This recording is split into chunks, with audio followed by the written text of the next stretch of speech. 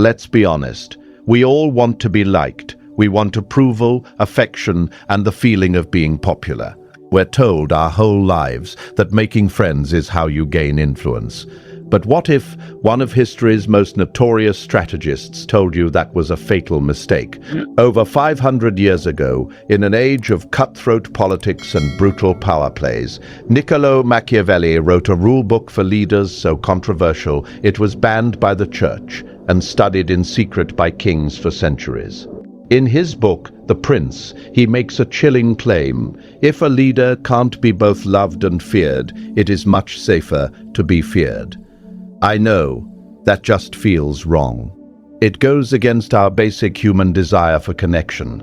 But Machiavelli wasn't interested in what felt good. He was interested in what worked. Today, we're going to break down his cold, hard logic, why loyalty based on love is tragically flimsy, and why respect earned through unbreakable boundaries is the colder but truer path to keeping power.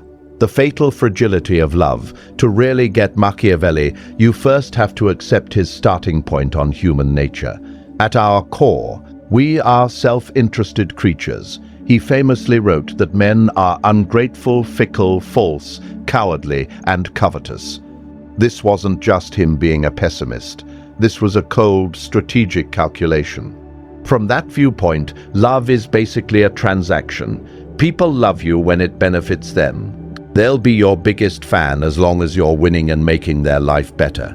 But Machiavelli warns, this bond is broken the second it becomes inconvenient for them. The moment things get difficult, the moment they have to sacrifice something to stay loyal, that so-called love vanishes. Think of the popular boss who everyone adores when the company is making record profits.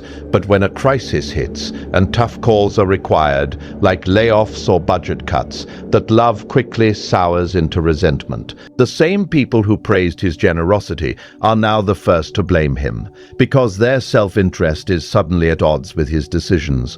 Love, in a political sense, needs perfect conditions to survive. It's a fair-weather friend. A leader who builds power on this is building a castle on sand. When the storms of a crisis, a betrayal, or even a minor inconvenience roll in, the whole thing will wash away. The cold reliability of fear. So if love is flaky, what's the alternative? Fear. Now, before you recoil, understand we aren't talking about the terror inspired by a brutal tyrant. That, as we'll see, leads to something far more dangerous: hatred. The fear Machiavelli championed is the dread of predictable consequences. It's the simple, steady knowledge that crossing a line will have a clear and unavoidable outcome. This kind of fear doesn't care about your mood. It's a constant. Someone might not like you, but if they know that defiance will absolutely lead to a bad result for them, they will obey. Their compliance isn't based on their feelings for you, but on their instinct for self-preservation. This creates a stable and predictable environment. When people know the rules and respect the consequences, they don't test the boundaries. This allows a leader to maintain control even when they aren't personally popular. Machiavelli saw this with his own eyes in Renaissance Italy. He admired leaders like Cesare Borgia, who had a reputation for being cruel. Yet, Borgia used that reputation to unify a chaotic region and bring it peace and order. His subjects may not have loved him, but they feared the alternative, disorder, even more. That fear created a stability that love never could. Machiavelli's entire philosophy boils down to one cold, hard psychological truth. When push comes to shove, self-interest almost always wins. It's not that people are evil, but they become deeply unreliable when their own safety is on the line. Love operates in the world of feelings and ideals. Fear operates in the world of pain and survival. When people are forced to choose between their affection for a leader and their own well-being, Machiavelli is certain they will choose themselves every time. A leader who relies on being loved is vulnerable because they're banking on something they can't control, the feelings of other people. As he wrote, "Men love at their own pleasure, but their fear depends on the leader's will." A wise ruler, therefore, builds their power on what they can control, not on what others might feel. Think of it this way. Power built on love is borrowed. Power built on a healthy respect for consequences is owned. It's an asset that works even when affection has long since faded. The critical balance, fear without hatred. And this is the part almost everyone gets wrong about Machiavelli. He never ever advocated for mindless cruelty. In fact, he gives a crucial warning. A prince must be feared in a way that, if he doesn't win love, he at least avoids hatred. Why? Because while fear keeps people in line, hatred inspires them to conspire. A hated leader gives his people a reason to risk everything, just to take him down. So, what's the secret to walking this tightrope? Machiavelli was incredibly specific about this. A leader avoids hatred by keeping his hands off two things: the property of his subjects and the honor of their women. He even wrote that a man will sooner forget the death of his father than the loss of his inheritance. Messing with someone's property or family is a personal violation that breeds a kind of deep, vengeful hatred that fear can't contain. Furthermore, any cruelty must be strategic, not random. Machiavelli made a distinction between cruelty well used and cruelty as used well, when it is swift, decisive, and done at the beginning. To eliminate threats and establish order, once that's done, the leader can ease up, and the initial harshness is forgotten amid the new peace. Abused cruelty, on the other hand, is constant, petty, and serves no real purpose. It creates an atmosphere of anxiety and pure resentment.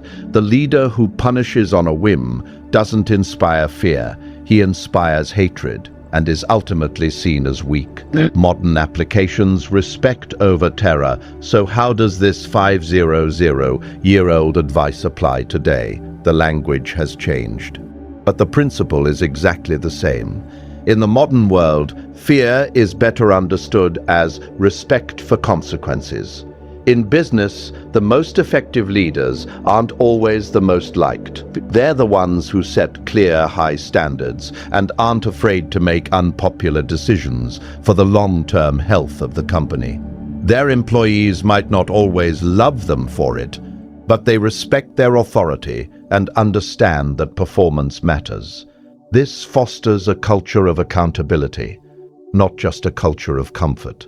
In our personal lives, this is all about setting strong boundaries. We all know that person who's a chronic people pleaser, and they often end up being the most disrespected. Their kindness is taken for weakness, but a person who has clear lines, who makes it known that disrespect won't be tolerated, commands respect. People don't have to be afraid of you. They just need to understand that crossing your boundaries has a cost, like the loss of your time, energy, or trust. This is the modern Machiavellian balance, being respected enough that people know not to cross you, but being fair and consistent enough that this respect never turns into hatred. This shift in thinking, from seeking popularity to commanding respect, is a profound one. If you're finding these timeless strategies useful for navigating your own world, make sure to subscribe and hit the notification bell for more deep dives into the philosophies that actually shape power. Fear as the guardian of love. So let's circle back. Is it really better to be feared than loved? Machiavelli's final answer is more subtle than it seems. The ideal, he admitted, is to be both. But since the two rarely go together, fear offers a much safer foundation. Perhaps the most powerful way to see it is this: fear isn't the opposite of love. It's the guardian of love. Healthy fear, that is, respect for rules, boundaries, and authority, creates the very structure within which genuine loyalty and even affection can safely grow. Without that structure, goodwill is easily exploited and taken for granted. The leader who is only loved will eventually be devoured by the same people he tried so hard to please. Fear provides the invisible fence. It enforces the rules that protect a community or an organization from its own worst impulses. It is the cold, hard skeleton of reality that gives the warm body of affection its shape and its strength.